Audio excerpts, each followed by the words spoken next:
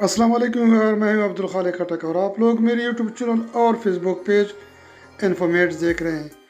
इस मुख्तसर वीडियो में मैं आप लोगों को बताऊंगा कि आप लोगों सिंगो बयान को वेट गेन यानी अपने वज़न को ज़्यादा करने के लिए इस्तेमाल कर सकते हैं या इस्तेमाल नहीं कर सकते हैं। बेसिकली जहाँ तक हमारा तजुर्बा रहा है तो सिंगो बयान कैप्सूल हम उन हालतों में मरीज़ों को देते हैं जिनको हम कमज़ोरी होती है, सर चकराते हैं या उनमें खून की कमी का मसला होता है वगैरह वगैरह।